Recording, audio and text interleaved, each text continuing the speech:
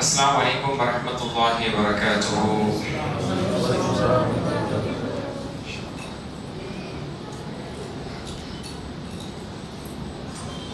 الحمد لله.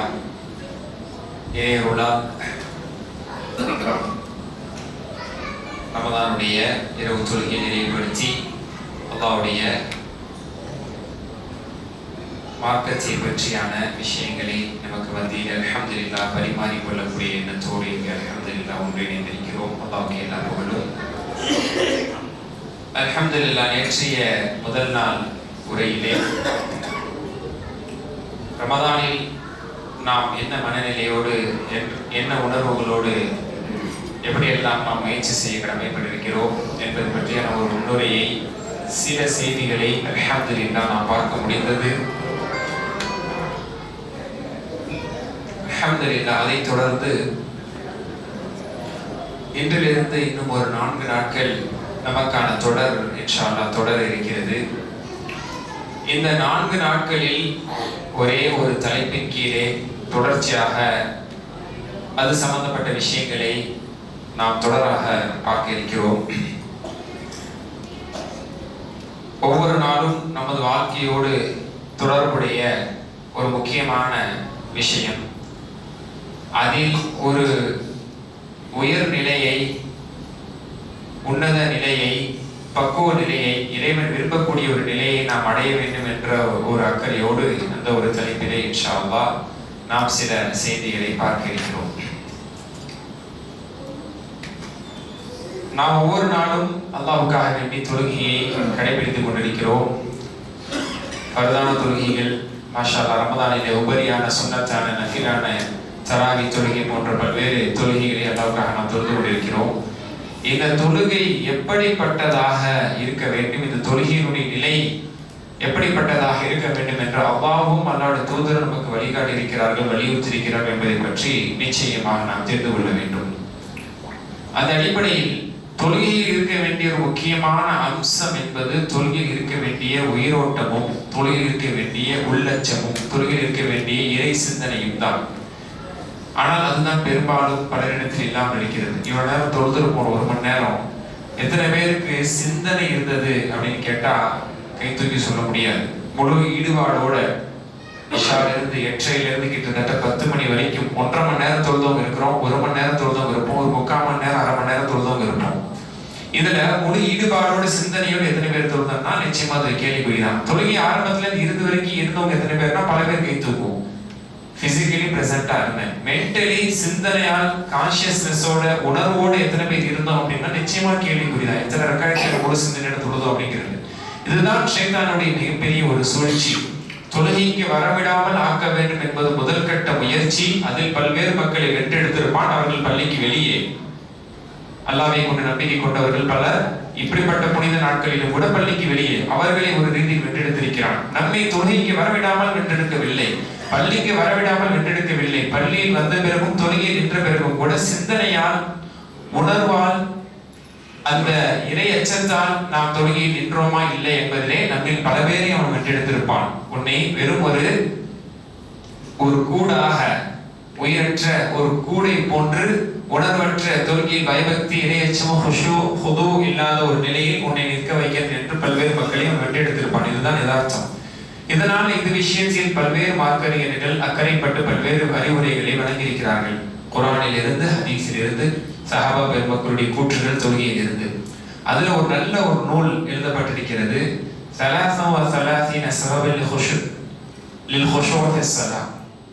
தொழுகையில் உள்ளச்சம் ஏற்படுவதற்கான 33 வழிகள். தொழுகையில் உள்ளச்சம், இறையச்சம் ஏற்படுவதற்கான 33 வழிகள் என்று ஷேக் முனஜ்ஜித் ஹஃபிதஹுல்லாஹ் அவர்கள் ஒரு நல்ல ஒரு நூலை எழுதியிருக்கிறார்கள். சுருக்கமான ஒரு புத்தகம், ஷார்ட் புக், சின்ன ஒரு புத்தகம். அதுல 33 வழிகளை அவர்கள் கொண்டு வருகிறார்கள். குர்ஆனில் இருந்து, ஹதீஸில் இருந்து. மாஷா அல்லாஹ், 33 அம்சங்கள் அல்லது 33 காரணங்கள், 33 செய்திகளை கொண்டு வருகிறார்கள் தலைப்பாக, ஒவ்வொரு சின்ன சின்ன தலைப்பாக. இதன் மூலமாக இந்த 33 விஷயங்களை சிந்தனையில் கொண்டால், மனதில் வைத்தால் நமது தொழுகையே மாறிவிடும். நிச்சயமாக நம்ம தொழுகையினுடைய செயல்பாடுகள், நமது தொழுகையினுடைய நிலை, குவாலிட்டி ஆஃப் சலா, தொழுகையினுடைய தரமே நிச்சயமாக மாறிவிடும் என்று அல்ஹம்துலில்லாஹ் அவர்கள் சில செய்திகளை அதில் அழகாக கொண்டு வந்திருக்காங்க. அந்த நூலை தான் இன்ஷா அல்லாஹ் இந்த 4 நாட்களில் நாம் கிட்டத்தட்ட ஒரு 8 கூட பார்த்து முடிச்சிடலாம். முன்ன பின்ன இருக்கலாம். மொத்தம் ஒரு 4 நாட்களில் அதை நாம் முழுமையாக 33 விஷயங்கள் என்ன, 33 வழிகள் என்ன என்பதை பற்றி தான் தொடராக பார்க்க போறோம். இதில் நம்ம கேள்விப்பட்ட விஷயங்கள் உண்டு, நாம் அறிந்த குர்ஆன் வசனங்களும் உண்டு, நாம் அறிந்த ஹதீஸ்களும் உண்டு. அதை தாண்டி தொழுகையில் உள்ளச்சம் வருவதற்காக அது எந்த நிலையில் ஏற்பாடு செய்யப்பட்டிருக்கிறது, அமைக்கப்பட்டிருக்கிறது என்பதை பற்றி அல்ஹம்துலில்லாஹ் இதிலே ரொம்ப தெளிவாக இந்த நூலிலே மாஷா அல்லாஹ் முழுக்க 100% ஆதாரபூர்வமான செய்திகள் மூலமாக அவர்கள் இந்த செய்தியை கொண்டு வந்திருக்கிறாங்க. அப்ப யாருடைய நூல் அப்படின்னா ஷேக் முனஜித் அவருடைய நூல். ஷேக் முனஜித்னா யாரு அப்படிங்கிறது சிலருக்கு தெரியலாம், சிலருக்கு தெரியாம இருக்கலாம். ஷேக் முனஜித் அப்படின்னு இன்னைக்கு ஹயாத்தில் இருக்கக்கூடிய தலை சிறந்த மார்க்கறிஞர்களில் அவர்களும் ஒருவர். சவுதி அரேபியாவுடைய மார்க்கறிஞர்கள் அவ்வளவு முக்கியமானவங்க. இன்னைக்கு பெரும்பாலும் இன்னைக்கு சந்தேகங்கள் ஏதாவது ஒண்ணுன்னா பொதுவாக இன்னைக்கு மக்கள் எதுல பாக்குறாங்க, எதுல பாக்குறோம்? இஸ்லாம் கியூஏ ஷேக் அவங்க தான். இஸ்லாம் கியூஏ சொல்லி நம்ம பாக்குறோம்ல, அஸ்வால் வ ஜவாப். இஸ்லாம் சுவால் ஜவாப் அரபி மொழியில இருக்கு. மாஷா அல்லாஹ் அந்த பக்காவா இங்கிலீஷ்லயுமே டிரான்ஸ்லேட் பண்ணி அதை போட்டிருக்காங்க. இஸ்லாம் கியூஏ. அந்த இஸ்லாம் கியூஏனுடைய நிறுவனர், அந்த இஸ்லாம் கியூஏல பதிலளிக்கக்கூடியவங்க யாரு? ஷேக் முனஜித் ஹஃபிதஹுல்லாஹ். அவங்க தான் நல்ல ஒரு மார்க்கறிஞர். இந்த மாதிரியான சில ஆக்கங்களையும் அவர்கள் வெளியிட்டிருக்கிறார்கள், சில நல்ல புத்தகங்களையும் அவர்கள் வெளியிட்டிருக்கிறார்கள், நல்ல உபதேசங்களையும் அவர்கள் வழங்கக்கூடியவர்கள். மாஷா அல்லாஹ் நல்ல தரமான மார்க்கறிஞர்கள் ஒருவராக இருக்கிறாங்க. அழகா இந்த நூலை வடிவமைச்சிருக்காங்க. 33 விஷயங்களை சிந்தனையில் வைத்தார். இந்த 33 அப்படியே வரிசையா நம்ம மனப்பாடமா வச்சுக்க முடியுமாங்கிறது கேள்விக்குறிதான். அப்படி நம்ம வச்சுக்க முடியுமோ இல்லையோ, ஆனா இதை உள்வாங்கி கேட்டு 4 நாட்களில் இதை நாம் உள்வாங்கி கேட்டு, சரி இந்த விஷயத்தை நம்ம கடைபிடிப்போம், இதை நம்ம சிந்திப்போம், இதுல நம்ம இனிமே கோட்டை விட வேணாம், இதுல கொஞ்சம் கவனமா இருப்போம் என்று அதை நாம் மனதில் கொஞ்சம் சரிப்படுத்தி கொண்டால், உள்வாங்கி கொண்டால், தன்னால் நம்முடைய தொழுகையில் அது ஒரு மாற்றத்தை, முன்னேற்றத்தை நிச்சயமாக அது கொண்டு வரும் என்ற ஒரு உறுதியோடு இன்ஷா அல்லாஹ் இந்த தலைப்புக்குள்ள நம்ம இன்ஷா அல்லாஹ் இப்பொழுது நுழைகிறோம். அல்ஹம்துலில்லாஹ். மார்க்கத்தை பொறுத்த மட்டில் இது மாதிரியான விஷயங்களை நாம் பேசுவதன் மூலமாக, கேட்பதன் மூலமாக, தெரிந்து கொள்வதன் மூலமாக நமது வாழ்க்கையில மாற்றம் வரும். இது ஒரு முக்கியமான ஒரு உபதேசம்.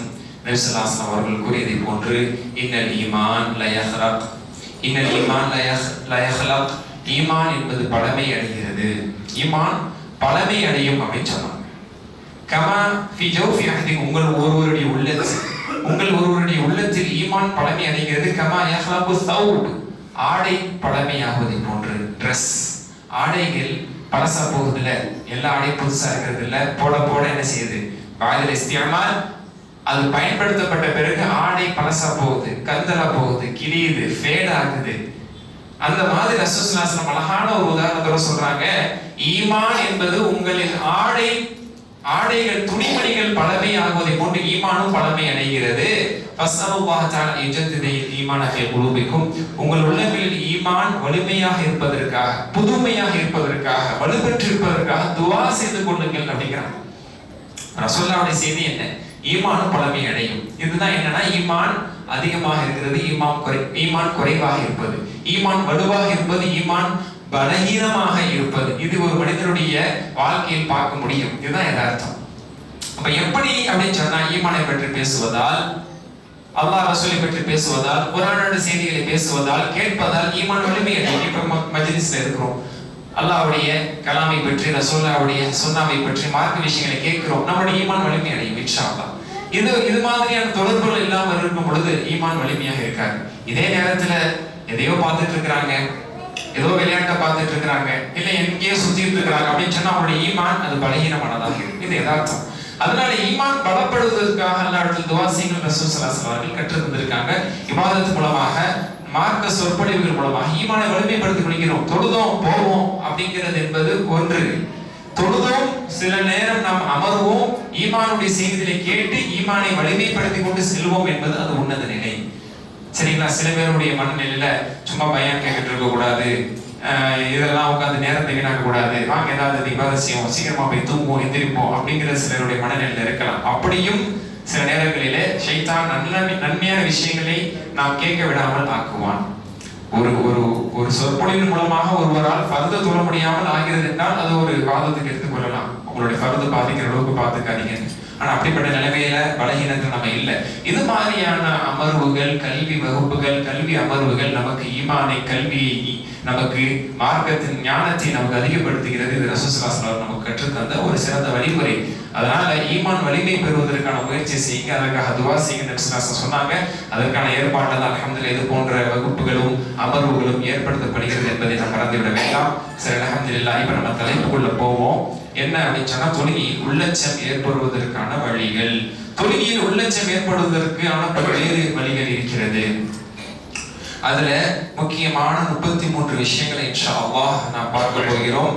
தொழுகையினுடைய உள்ளச்சத்தை பற்றி சுருக்கமா சும்மா உரையில நம்ம பார்த்திருக்கிறோம். தொழுகையில உள்ளச்சம் என்பது அவசியமானது என்பதை சற்று சுருக்கமாக நம்ம ஜும்மா உரையில பார்த்திருக்கோம். இந்த அளவுக்கான விரிவான செய்திகளாக அதை நம்ம பார்க்கல.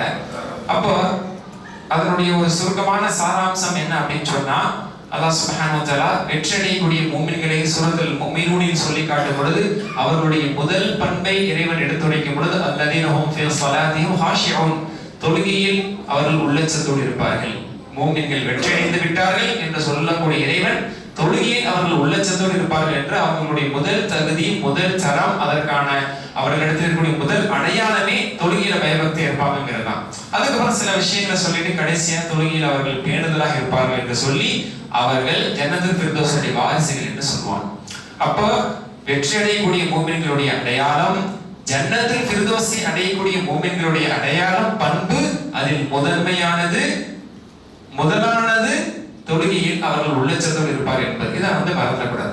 அதே மாதிரி ஹுதைஃபா ரலியல்லாஹு அன்ஹு அவர்கள் சொன்ன ஒரு முக்கியமான செய்தி, ரசூல் ஸல்லல்லாஹு அலைஹி வஸல்லம் அவர்களிடமிருந்து அறிவிக்கப்பட்டதாக இந்த செய்தி அறிவிக்கப்பட்டிருக்கிறது. அவ்வளவு மா தஃப்கிதூன மின் தீனிக்கும் அல் ஹுஷூ, இந்த மார்க்கத்தில் நாம் முதலில் இழக்கக்கூடியது என்பது ஹுஷூ தான், தொழுகையினுடைய உள்ளச்சம் தான். வஆகிரு மா தஃப்கிதூன மின் தீனிக்கும் அஸ்ஸலா, நீங்கள் இந்த மார்க்கத்தில் இறுதியாக கடைசியாக இழக்கக்கூடியது என்பது தொழுகை. அப்ப இந்த உம்மத்து முதல்ல இழக்கக்கூடிய ஒரு அம்சம் என்பது ஹுஷூவா தான் இருக்கும். அதனாலதான் சொன்னாங்க, யூஷிகு அன் ததுகுல ஃபீ ஜமாஅத்தின் ஃபீ மஸ்ஜித் ஜமாஅத்தின், ஒரு காலம் வரும் நீங்கள் ஒரு பள்ளிவாசல் நுழைவீர்கள், ஃபலா தரா ஃபீஹி ஹாஷிஅன், ஒருத்தர் கூட உள்ளச்சத்தோடு தொழுகாத பள்ளியை கூட நீங்க பார்க்கலாம் அப்படின்னு சொன்னாங்க. பிற்காலம் வரும், தொழுவாங்க, பள்ளிகள் நிரம்பி இருக்கும், சஃப்புகள் நிரம்பி இருக்கும், இடம் கிடைக்காம இருக்கும். இன்னைக்கு சில இடங்கள்ல, சில பள்ளிகள்ல ஜும்மால கூட இடம் கிடைச்சிரும் கூட இன்னைக்கு இடம் கிடைக்க மாட்டேங்குது. நிலைமை அப்படி இருக்குது. அப்போ இவ்வளவு நிரம்பி வரக்கூடிய நிலைமை இருக்கு. ஆனா உள்ளச்சத்தோட பயபக்தியோட தொழுதாங்களான்னா அந்த ஒரு சஃப்ல ஒருத்தர் இருப்பாராங்கிறது ஒரு கேள்விக்குறிதான். ஒரு பள்ளியில ஒருத்தர் 2 பேர் உள்ளச்சத்தோடு முழு சிந்தனையோட ஆரம்பத்துல இருந்து இறுதி வரைக்கும் இருந்திருப்பாங்களா ரசூலுல்லாஹ் தொழுத மாதிரி, சஹாபாக்கள் தொழுத மாதிரின்னு கேள்விக்குறிதான். ரசூலுல்லாஹ் தொழுத மாதிரி, சஹாபாக்கள் தொழுத மாதிரி தான் நீங்க பெரும்பாலும் தொழுகிறாங்க. விவரம் உள்ளவங்க இப்படிதான் தக்பீர் கட்டணும், இப்படிதான் நிக்கணும், இதை ஓதணுங்கிறது சில கருத்து வேறுபாடுகள் முன்பில் இருந்தாலும் அதற்கு ஆதாரம் உண்டு, இதற்கு ஆதாரம் உண்டு, அதை விடுங்க. ஆக மொத்தம் ஒருவருடைய தொழுகை இன்னைக்கு பெரும்பாலும் விளக்க தெரிஞ்சவங்க, மார்க்கம் புரிஞ்சவங்க, பெரும்பாலும் பள்ளிகளை தொழுகிறவங்களோட தொழுகை எல்லாமே ரசூலுல்லாஹ் தொழுகை மாதிரி, சஹாபாக்கள் தொழுகை மாதிரி தான் இருக்கு. நிற்றல், தக்பீர் கட்டுதல், ருக்கு செய்தல், சஜ்தா செய்தல், ஓதக்கூடிய திக்ர்கள், அதுக்காரர்கள், துஆக்கள் எல்லாமே அல்ஹம்துலில்லாஹ்.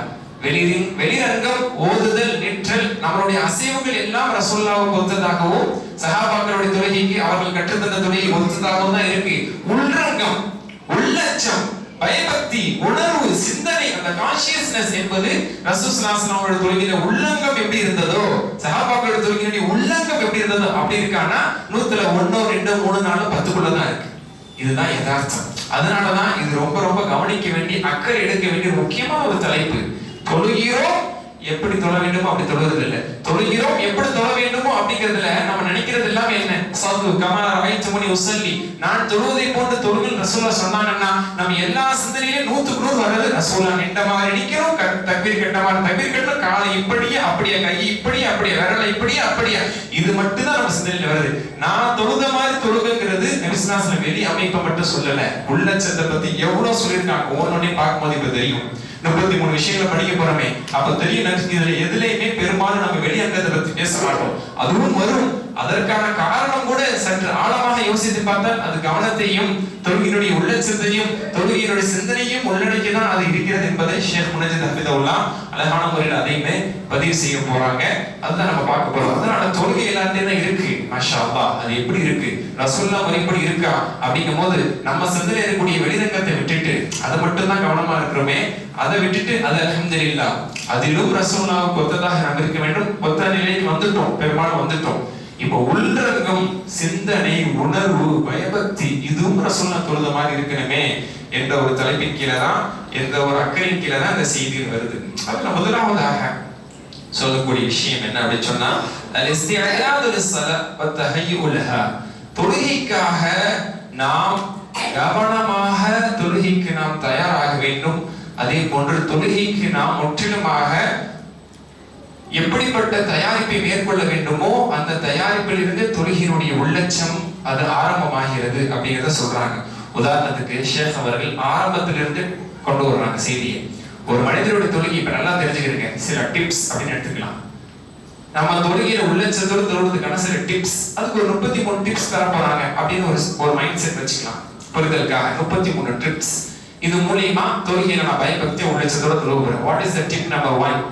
என்னுடைய அதற்கான முதல் குறிப்பு என்ன, முதல் விஷயம் என்ன? ஷேக் சொல்றாங்க, தொழுகைக்கு ஆரம்ப அம்சங்கள் இருக்குல்ல, அதுல இருந்தே ஒரு மனிதனுடைய கவனம் தொழுகையை முன்னோக்கி இருக்க வேண்டும். உதாரணத்துக்கு பாங்கு சப்தத்தை கேட்டு பாங்குக்கு பதில் சொல்றது, அங்கிருந்து அவருடைய கவனத்தை தொழுகைக்கான அழைப்பு வந்துருச்சு, அந்த தொழுகைக்கான அழைப்புக்கு ரசூலுல்லாஹ் சொன்ன கடமை என்ன, பதில் சொல்றது. தொலைதான் போறோம், ஆனா தொழுகையினுடைய பாங்கு நிறைய பேர் கண்டுக்கிறது இல்ல. நம்ம பாட்டு பேசிட்டு இருக்கிறது, தொலைதான் போறேன், தொழாம எங்கே போறேன், அது நம்மளுடைய மனநிலை. ரசூலுல்லாஹ் சொல்றாங்க, அந்த பாங்குக்கு பதில் சொல்றதுல இருந்து உங்களுடைய சிந்தனையை நீங்க தொழுகைக்கு தயாராக போறீங்க, தொழுகையினுடைய நேரம் வந்துருச்சுங்கிறத காட்டுங்கிற ரீதியில தான் சொல்றாங்க. அப்ப பாங்குக்கு பதில் சொல்றது, பாங்குக்கு பதில் சொல்லி பாங்குக்கு பிறகு துஆவை ஓதுவது, அதற்கு பிறகு விரைவாக நாம் அழகான முறையில் ஒது செய்து கொள்வது. வீட்டில் ஒது செய்ய வேண்டும். எவ்வளவு டயத்தை நம்ம பேசிக்கிட்டு இல்ல இருக்கிற வேலை செஞ்சுட்டு இருக்கோமோ அதை செஞ்சுட்டு லாஸ்ட் மினிட்ல பள்ளிக்கு ஓடி வந்து ஒது செஞ்சுட்டு தொழுன்னு நம்ம நினைக்கிறோம்ல, இப்படி வந்து தொழுறதுனால உள்ளச்சத்தெல்லாம் தொழுற முடியாது. இது எதார்த்தம். அது என்ன சொல்றாங்க, நீ பாங்குல இருந்தே கவனமா பதில் சொல்லி பாங்குக்கு பதில் சொல்லுங்க, துஆ ஓதுங்க. வீட்டுல இருந்து கிளம்பும் போது அல்லது எங்க இருந்து கிளம்புறீங்களோ ஒது செஞ்சுட்டு வாங்க. ஆபீஸ்ல இருந்து வர்றவங்க, வீட்டுல இருந்து வர்றவங்க மேக்சிமம் அங்கேயே என்ன செய்யணும், நிதானமாக ஒது செய்ய வேண்டும். இதுதான் ரசூலுல்லாஹ் விரும்புறாங்க. மன் தவத்தஅ ஃபீ பைத்தி, யார் வீட்டில் ஒது செய்து வருவாரோ, ஃபஹ்ஸனல் உது, அழகாக ஒது செய்து வருவாரோ என்று சில ஹதீஸ்களை சொல்றாங்க. ஒண்ணுக்குள்ள போனோம்னா ரொம்ப விரிவான நேரத்தை நம்மளுக்கு எடுத்துக்கொள்ளும். அப்போ வீட்டில் இருந்தே ஒது செய்து கொள்ள வேண்டும். ஒதுவை நிதானமாக அழகாக செய்ய வேண்டும். ஒது செய்த பிறகு துஆவை ஓத வேண்டும். அஷ்ஹது அல்லா இலாஹா இல்லல்லாஹ் வஹ்தஹு லா ஷரீக லஹ் வ அஷ்ஹது அன்ன முஹம்மதன் அப்துஹு வ ரசூலுஹு அல்லாஹும்ம ஜஅல்னி மினத் தவ்வாபீன் வ ஜஅல்னி மினல் முத்ததஹிரீன் போன்ற துஆக்களை ஓதிக்கொள்ளுங்கள். இதிலிருந்தே ஒரு மனிதனுடைய கவனம் தொழுகைக்கு அவர் தயாராகுதல் என்பது ஆரம்பமாகிறது. அதுக்கப்புறம் என்ன செய்யணும் அப்படின்னு சொன்னா, அவர் பள்ளிக்கு விரைவாக வர வேண்டும். பள்ளிக்காக விரைவாக வர வேண்டும். அவர் அழகிய அலங்காரத்தை மேற்கொள்ள வேண்டும். இது ஒரு முக்கியமான விஷயம். அதாவது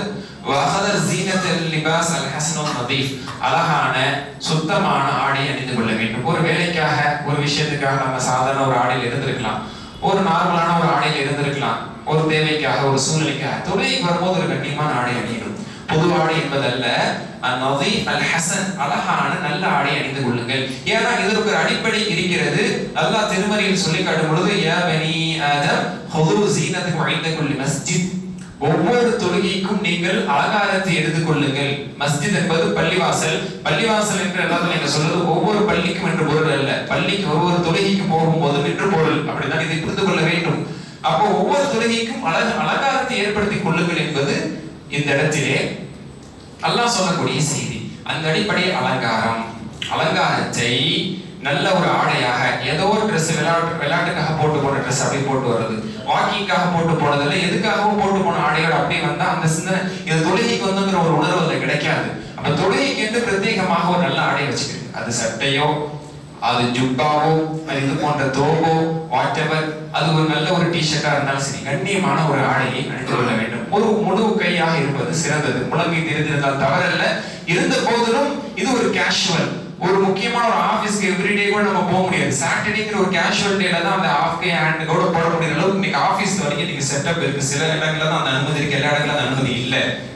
அதே மாதிரி தொழுகைக்காக வரும்போது அதையெல்லாம் தவிர்ப்பது சிறந்தது. இல்லை தவிர்க்க முடியாட்டில் தவறல்ல, ஆனாலும் கூட ஒரு முழுக்கையாக நல்ல ஒரு ஆடையாக கண்ணியமான ஒரு ஆடையாக அணிந்து கொள்வது சிறந்தது. ஹுது ஸீனத்துக்கும் இன்த குல்லி மஸ்ஜித் என்பதற்கு ஷேக் அல்பானி ரஹிமஹுல்லாஹ் அவங்களுடைய ஒரு கருத்து. ஷேக் அல்பானியை நம்ம அறியாதவர்கள் யாரும் இருக்க மாட்டாங்க. அவங்க சொல்றாங்க, ஆடை அலங்கரித்துக் கொள்வது, தலையை மறைப்பதற்காக தொப்பி போன்ற விஷயங்களை அணிந்து கொள்வது அலங்காரம் என்ற ரீதியில் வரும். அது சுண்ணாவா இல்லையாங்கிறது தான் கருத்து இருப்பாரு. சுண்ணதா இல்லை என்பதுதான் மார்க்கெட் வேறுபடுறாங்க தவிர அலங்காரம் என்ற ரீதியில் தலையை ஒருவர் மறைத்துக் கொள்வது அதுவும் அலங்காரத்தில் அடங்கும் என்பதை பல்வேறு அறிஞர்கள் சொல்லியிருக்கிறாங்க. அன்று தொட்டு ஷேக் அல்பானி என்றால் நாம் அனைவருக்கும் பெரும்பாலும் அறிந்தவர் என்பதால் அவருடைய பேரும் இங்கே குறிப்பிடத்தக்கது. அதனாலதான் அது முக்கியமான ஒன்று. முடி அப்படிங்கிறத தொழுகும் பொழுது அது மறைத்துக் கொள்வது சிறந்தது. சில நேரங்களில் ஒரு உதாரணத்துக்காக சொல்லும் பொழுது, ஒரு மாப்பிள்ளை அலங்காரம் செய்யும் போது எல்லா ஆடைகளும் அலங்காரம் செஞ்சு கடைசி அந்த ஒரு அழகான ஒரு தொப்பியோ ஒரு தலப்பை எடுத்து வைப்பாங்க. அது சுன்னத் என்பதற்காக அல்ல, அது ஒரு அலங்காரம், அது ஒரு பெர்ஃபெக்ஷன். அது வைக்கும் போது ஒரு மனிதர் முழுமையான ஒரு கண்ணியமான ஒரு தோற்றத்தை பெறுகிறார் என்பது யதார்த்தம். அதே போன்று தொழுகைக்கு ஜீனா என்பதிலே தொப்பி உட்பட முழு ஆடைகள் அது அழகானதாக இருப்பது சிறந்தது என்பது மார்க்கறிஞர்கள் இந்த விஷயத்தில் சொல்லக்கூடிய ஷேக் முனஜித் ஹஃபிதுல்லாஹ் அவர்களும் அந்த செய்தியை குறிப்பிடுறாங்க. ஆக ஆடை நல்லதா இருக்கணும், கந்தலானதாக அழுக்கானதாக கிழிஞ்சதானதாக இருந்தால் அது நம்மளுக்கு ஒரு உணர்வை தராது. ஒரு நல்ல இடத்துக்கு போகக்கூடிய ஒரு முக்கியமான இடத்துக்கு போறோம், கிடைச்ச ஆடை எடுத்துட்டு போட்டு போறது இல்லை, ஒரு நல்ல ஆடையை போட்டு போறோம். எல்லாம் முன்னாடி நிக்க போற தொழில்களை நிற்கும் பொழுது ஒரு நல்ல ஆடை அணிந்துட்டு நின்றாதான் அந்த ஆடையிலிருந்தே அந்த சிந்தனை அந்த முக்கியத்துவம் நமக்கு கிடைக்கும். அது உள்ளத்திலும் அது பிரதிபலிக்கும். அவருக்கு ஒரு பயபக்தியை ஒரு உள்ளச்சத்தை அது ஏற்படுத்தும் என்பதை இந்த இடத்திலே மார்க்கறிஞர்கள் குறிப்பிடுகிறார்கள். ஆடை கண்ணியமானதாக அது சிறந்ததானதாக இருக்கும். அதே மாதிரி தொழுகைக்கு வரக்கூடிய வேகமா ஃபர்த மட்டுமே முன் வச்சு வரக்கூடாது. 8:30 மணிக்கு இஷா அப்படின்னா 8:30 மணிக்கு டான் நிக்கணும். 5:15 ஃபஜர்னா ஃபஜருக்கு நறுக்குன்னு கரெக்டா வரணும். 1 மணிக்கு துஹர்னா 1 மணிக்கு சரியா வரணும் அப்படின்னு இருந்தோம்னா வந்ததோட தக்பீர் கட்டணும் அப்படின்னு சொன்னா தொழுகை உள்ளச்சம் கிடைக்காது. யதார்த்தத்துல என்ன ஒரு டென்ஷனோட என்ன ஒரு சிந்தனையோட வந்தோமோ அதுதான் கொஞ்ச நேரம் ஓடும். மைண்ட்ல ஓடிட்டு தான் அது நிற்கும். மிஷின் ஆஃப் பண்ணா உடனே நிக்கிறது இல்லை, கொஞ்ச நேரம் ஓடிட்டு தான் அது நிக்குதுங்கிற மாதிரி சிந்தனை அதுக்கு மேல. அது சில பேருக்கு தக்பீர் கட்டி சலாம் கொடுக்குற வரைக்கும் ஓடி நிக்கிறது இல்லை. அதனால கொஞ்ச நேரமா அமர்ந்துக்கிறாங்க. அதனாலதான் ரசூலா சொன்னாங்க, தொழுகைக்காக காத்திருப்பது தொழுகை போன்று. ரசூலா உட்கார சொல்றாங்க. சும்மா உட்கார சொன்னது நீ உட்கார மாட்டியே, நீ சும்மா உட்காரல, நீ உட்கார்ந்துதான் ஒரு தொழுகை நன்மை இருக்குன்னு ரசூலா உட்கார சொல்றாங்க. ஏன்?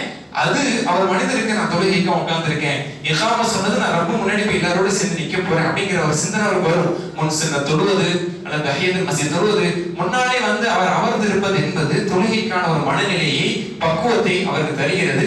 அதனால விரைவாக 1 நிமிடமோ 2 நிமிடமோ ஒரு தொழுகைக்காக அமர்ந்திருந்து உள்ளத்தை அமைதிப்படுத்தி அவர் இகாம சொல்லப்பட்ட பிறகு எழுந்து நின்று அவர் சஃபில் நின்றால் அவர் அதற்கு தயாராக இருக்கிறார் என்று பொருள். எல்லாமே அப்படித்தானே. ஒரு இடத்துக்கு ஒரு பேசுறதுக்காகவோ ஒரு விஷயத்தை கொடுக்கறதுக்காகவோ ஒரு கருத்து சொல்றதுக்காக போறோம். போனதோட பேசுறது இல்லையே, போறோம், உட்காரோம், தண்ணி குடிக்க கொஞ்சம் ரிலாக்ஸ் ஆகிறோம். அதுக்கப்புறம் நம்ம பேரை கூப்பிட்டதுக்கு அப்புறம் என்ன செய்யறோம், எந்திரிச்சு போறோம். வந்ததுமே பண்றீங்களான்னு கேட்டா உட்காந்துக்கிறேன், கொஞ்சம் ரிலாக்ஸ் ஆகிக்கிறேன் அப்படிங்கிறது நம்மளுடைய சிந்தனை. அதில் எந்த சிந்தனை இடமாற்றமோ ஒரு தவறோ நான் செய்துவிடக் கூடாது, அதை நான் நிதானமா செய்ய வேண்டும் என்பதிலே நம்ம இடத்தில் இருக்கக்கூடிய ஒரு அக்கறை.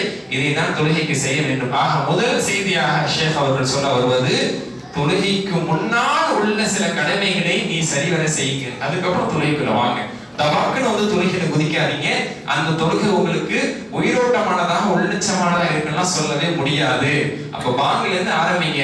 பாங்குக்கு பதில் சொல்றது, ஒது செய்து விட்டு நிதானமாக வருவது, பள்ளிக்கு விரைவாக வருவது, நல்ல ஆடை அணிஞ்சிட்டு வர்றது, அதே மாதிரி விரைவாக அமர்ந்த சுண்ணத் தொழுது விட்டு அல்லது காத்திருந்த பிறகு தொழுதால் அந்த தொழுகை உள்ளட்ச தொழுகையாக இருக்கும். இதை முதல் விஷயமாக ஷேக் அவர்கள் குறிப்பிடுகிறார்கள். இரண்டாவது அத்துமஅனீனத்து ஸலாம், தொழுகையிலே நிம்மதியும் தொழுகையிலே அமைதியும் பொறுமையும் நிதானமும் இருக்க வேண்டும். இப்படி இருந்தால்தான் அந்த தொழுகை உள்ளட்சம் உள்ள தொழுகையாக இருக்கும் என்பதை தெரிந்து கொள்ள முடியும். நபி ஸல்லல்லாஹு அலைஹி வஸல்லம் அவர்களுடைய தொழுகை எப்படி இருக்கும் என்பதை பற்றி ஹதீஸ்களில் வரும் பொழுது, கான நபி ஸல்லல்லாஹு அலைஹி வஸல்லம் யத்மஇன்னு, நபி ஸல்லல்லாஹு அலைஹி வஸல்லம் அவர்கள் தொழுதால் நிதானமாக தொழுவார்கள், மிக மிக பொறுமையாக அமைதியாக நிதானமாக தொழுவார்கள். ஹத்தா யர்ஜிஅ குல்லு அஃமின் இலா மௌதிஇஹி, நபி ஸல்லல்லாஹு அலைஹி வஸல்லம் அவர்கள் ஒரு நிலையிலிருந்து அடுத்த நிலைக்கு போனால் அல்லது அடுத்த நிலையிலிருந்து முந்தைய நிலைக்கு வந்தால் அவருடைய உடல் அங்கங்கள், அவருடைய எலும்புகள், அவருடைய ஒவ்வொரு பார்ட்ஸ் ஆஃப் பாடி ஆர்கன்ஸ் எல்லாமே அதே நிலைக்கு திரும்பாத வரைக்கும் அவங்க அடுத்த நிலைக்கு போக மாட்டாங்க. நிக்கிறாங்க அப்படின்னா நிலையாக முழுமையாக நின்று ருக்கு செய்வாங்க. அந்த ருக்குல முழு நிலையை அவர்கள் அடைந்த பிறகு, அந்த பொசிஷனுக்கு முழுமையா வந்த பிறகுதான் எழுவார்கள். எழுகிறார்கள் என்றால் முழுமையாக எழுந்து கழுத்திலிருந்து இடுப்பிலிருந்து கை கால் எல்லாமே அந்த நெக்கும் பொசிஷனுக்கு வந்ததுக்கு பிறகுதான் சஜிதா. சஜிதாவில் நிலை பெற்ற பிறகுதான் நடு இருப்பில் நிம்மதியாக முழு பொசிஷனுக்கு வந்து பெர்ஃபெக்ட்டா ஆனதுக்கு அப்புறம் தான் அடுத்த சஜிதா. இத வாட்ச் பண்ணி கண்டு சஹாபா பெருமக்கள் சொல்றாங்க, ரசூலுல்லாஹ் இப்படி தொழுதாங்கன்னா ஒவ்வொரு நிலையிலிருந்து அடுத்த நிலைக்கு போகும்பொழுது வெல் செட்டில்டா முழுமையாக செட்டிலான பிறகுதான் அவர்கள் தொழுவார்கள். அபூதாவூதுடைய முதல் வால்யூம்ல 536வது ஹதீஸா இந்த ஹதீஸ் பதிவாகி இருக்கு. அப்ப இந்த அளவுக்கு நிதானமான தொழுகையாக நபி ஸல்லல்லாஹு அலைஹி வஸல்லம் அவருடைய தொழுகை இருந்திருக்கிறதுங்கிறத பார்க்க முடியும். அதே மாதிரி நபி ஸல்லல்லாஹு அலைஹி வஸல்லம் அவர்கள் தொழுகையில நிதானம் இல்லாம அவசரமா தொழுகிறவங்களை பார்த்து என்ன சொன்னாங்க அப்படின்னு சொன்னா, மோசமான திருட்டு பசங்க அப்படின்னு சொன்னாங்க. மோசமான திருடங்க அப்படின்னு சொன்னாங்க. யார சொல்றீங்க? யார சொல்லலாம்? தொழுகையில திருடுறவங்க தான். என்ன திருடுறாங்க? ருக்குவை சஜிதாவை திருடுறாங்க அப்படின்னாங்க. அப்ப இப்படி சொல்லி நபி ஸல்லல்லாஹு அலைஹி வஸல்லம் அவர்கள் ஒரு பெரிய இம்பாக்ட கிரியேட் பண்ணிட்டு திருடுங்க தொழுகையில திருடுறவங்க மோசமானவங்க அப்படிங்கிற ஒரு விஷயத்தை முன்னுரையா சொல்லி அதன் மூலமா ஒரு தாக்கத்தை ஏற்படுத்தி அப்புறம் விளக்கம் சொல்றாங்க. அவசரமா ருக்கு செஞ்சு அவசரமா சஜிதா செய்யறாங்கல்ல, ருக்குவை திருடுறாங்க. முழுமையா கொடுக்காதது திருட்டு தானே.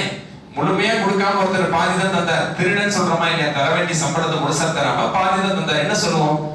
அவன் திருட்டு பையன், அந்த அவனை பத்தி பேச திருட்டு ஓனர் அப்படின்னு நம்ம சொல்றோம். அப்ப முழுமைப்படுத்தாது என்பது நம் பழக்கத்திலே அது திருட்டு என்று நாம் சொல்லுகிறோம். ரசூல் சொல்றாங்க, திருட்டிலேயே மோசமான திருட்டு தொழுகையில் திருடுறது. அல்லாஹ்வுக்கு ருக்குவை சரியாக செய்யாமல் சஜிதாவை வேகமாக செய்யக்கூடியவர்கள் தொழுகையில் திருடுகிறார்கள் அப்படின்னு சொல்லி இருக்கிறாங்க. இங்கே பல்வேறு மக்களுடைய தொழுகை அப்படிதான் இருக்கு. ஜமாத்தோடு தொழுதால் இமாம் அவ்வளவு நேரம் ருக்கு செய்யறாங்கனால வழி இல்லாம செய்யக்கூடிய நிலைமை, சஜிதா அவ்வளவு நேரம் செய்யறதுனால செய்யக்கூடிய நிலைமை, தனியா தொழுவங்களுடைய நிலைமையை பாருங்க. எல்லாரோட தொழுகை அப்படி நிதானமான இருக்கிறது இல்லை. ருக்கு போனதோட டபக்கு நிந்திருக்கிறது, சஜிதா செஞ்சதோட டபக்கு நிந்திருக்கிறது. இதெல்லாம் தவறான ஒன்று. இது தொழுகையினுடைய அவர் தொழுகையில சிந்தனையோட தொழுகிறதுக்கு அது ஒரு அடையாளம். இறையச்சத்தோட பணியோட பயபக்தியோட தொழுகிறவர் ருக்குக்கு போகாம எந்திரிக்க மாட்டார். அது அவருடைய செயலை காட்டுது. அதுதான் ரசூலுல்லாஹ் அப்ப மோசமான திருட்டு இது. அதே மாதிரி இன்னொரு சஹாபி தொழுதுட்டு இருந்தாரு. அவர் பார்த்து நபி ஸல்லல்லாஹு அலைஹி வஸல்லம் சொன்னாங்க, இர்ஜா ஃபஸல்லி ஃபைன்னக லம் துஸல்லி, திரும்ப போய் தொழுவு, நீங்க தொழுவே இல்லைன்னு சொன்னாங்க. அவர் தொழுதுட்டு வந்தார், திரும்ப போய் தொழுவு, நீங்க தொழுவே இல்லைன்னு சொன்னாங்க. 3 தடவை சொன்னாங்க. 3 தடவை அவர் திரும்ப ரிப்பீட்டட்லி அவர் தொழுதுட்டு அதுக்கப்புறம் கேட்டார், வல்லதி பாஸக ஃபில் ஹக், சத்தியத்தை கொண்டு உங்களை அனுப்பி வைத்து அல்லாஹ்வின் சத்தியமாக நான் என்ன தப்பு செய்யறேன்னு எனக்கு தெரியல, அல்லிம்னி, எனக்கு கற்றுக் கொடுங்கள், நான் என்ன தப்பு செய்யறேன்னு எடுத்து சொல்லுங்க.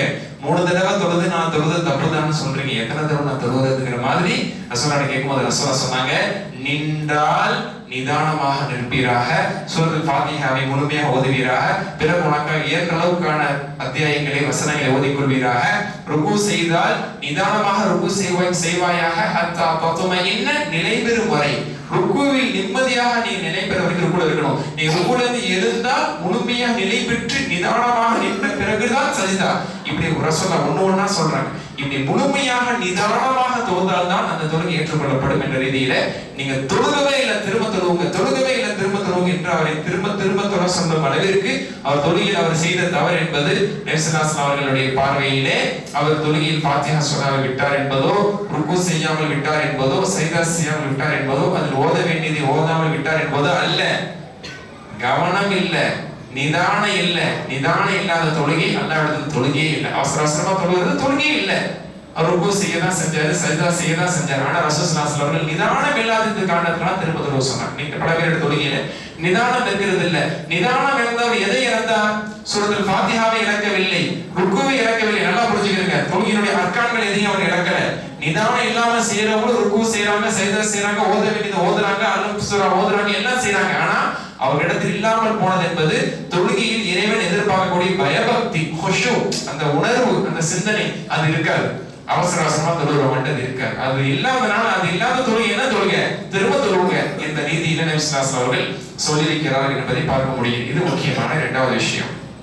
3வதாக ஷேக் அவர்கள் குறிப்பிடக்கூடியது அழகான ஒரு செய்தி. ததக்குருல் மௌத் ஃபி ஸலாத், தொழுகையில மரண சிந்தனையோடு தொழுங்க அப்படிங்கிறாங்க.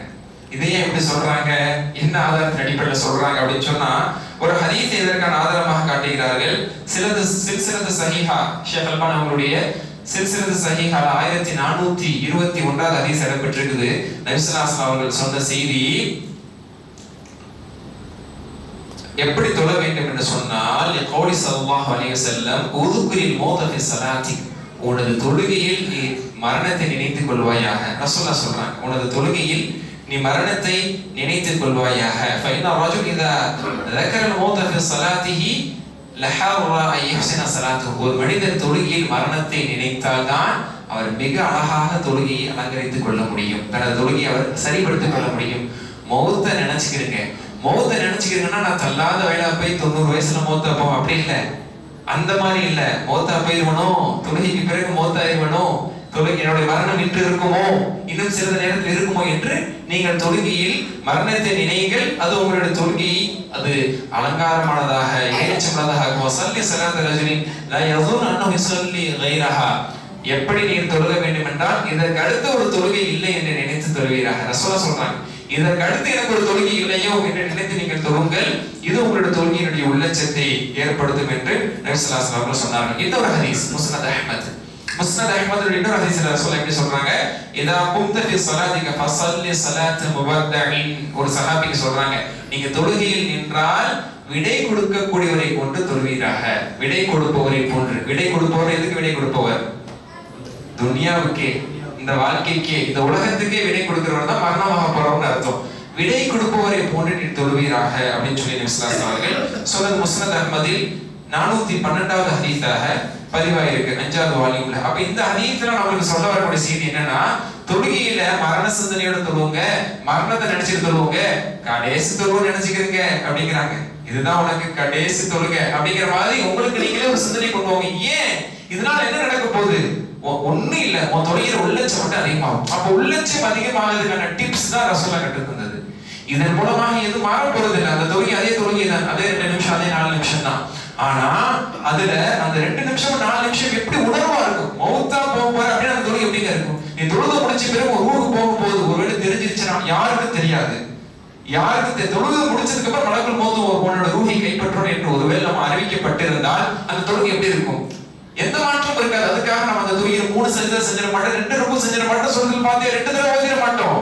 அதேதான் சிந்தனையோட பயபக்தியோட மௌத்தா போறோமா, அல்லாஹ் நம்ம தொழுகையை பார்த்துட்டு இருக்கானா, எப்போதான் பார்த்துட்டு இருக்கான். ஆனா எந்த தொழுகையை மட்டும் தான் அல்லாஹ் ஒத்து பார்க்கிற மாதிரி அந்த தொழுகையை நம்ம என்ன செய்யறோம், கவனத்தோட தொழுவோம். மௌத்து வந்துருச்சு அப்படிங்கிற மாதிரி ரசூலுல்லாஹ் அந்த உணர்வை கத்து தர்றாங்க. நீங்கள் மரணம் உங்களுக்கு சமீபித்து விட்டதை போன்று இதற்கு பிறகு தொழுகை இல்லையோ என்ற நிலையோ நீங்கள் தொழுவுங்கள், அந்த தொழுகை இறையச்சமுள்ளதாக இருக்கும் என்று நபி ஸல்லல்லாஹு அலைஹி வஸல்லம் அவர்கள் கற்று தந்திருக்கூடிய இந்த விஷயமும் நம்மளுக்கு ஒரு முக்கியமான மன ரீதியான ஒரு பயபக்தியை தரக்கூடிய விஷயங்கள்ல ஒன்று. 3 விஷயத்தை பார்க்கறது இன்னைக்கு நேரம் இருந்துச்சு, சில முன்னுரைகள்லாம் பார்த்தனால அடுத்தடுத்த நாட்கள்ல இன்ஷா அல்லாஹ் ஒரு 10 பார்த்தா கூட என்ன செஞ்சிடலாம், 3 நாள்ல 3 பார்த்துருக்கோம். நாளைக்கு இன்ஷா அல்லாஹ் ஒரு 10, நாளை மறுநாள் ஒரு 10, அடுத்த நாள் ஒரு 10 விஷயங்கள் பார்த்தா இந்த 33 இன்ஷா அல்லாஹ் நிறைவுபடுத்துவதற்கு அது தோதுவானதாக இருக்கும். இந்த 3 விஷயங்களை இப்போதைக்கு நம் மனதில் நினைவில் வைத்துக் கொண்டு அடுத்து வரக்கூடிய தொழுகைகளை இந்த உணர்வோடு, இந்த இறைச்சத்தோடு தொழக்கூடிய நல்ல நசீபை அல்லாஹ் நம் அனைவருக்கும் தந்தல் புரிவானாக. வாஹிரு தஅவானா அல்ஹம்துலில்லாஹி ரப்பில் ஆலமீன். வரக்கூடிய விஷயங்கள் ரொம்ப பிராக்டிக்கலான விஷயங்கள் நிறைய வரும். தொழுகையில் என்னென்ன விஷயத்தை நம்ம கவனிக்கணும், அந்த விஷயத்துல கோட்டை விடக்கூடாது அப்படிங்கிற மாதிரி நிறைய நல்ல விஷயங்கள், தேவையான விஷயங்கள் வரும். அது இன்ஷா அல்லாஹ் தொடரோடு பார்ப்போம். வல்ல ரஹ்மான் நமக்கு அருள் புரிவானாக. சுப்ஹானல்லாஹி வ பிஹம்திஹி அஷ்ஹது அன் லா இலாஹா இல்லா அன்த அஸ்தக்ஃபிருக வ அத்தூபு இலைக். அஸ்ஸலாமு அலைக்கும் வ ரஹ்மத்துல்லாஹி வ பரகாத்துஹு.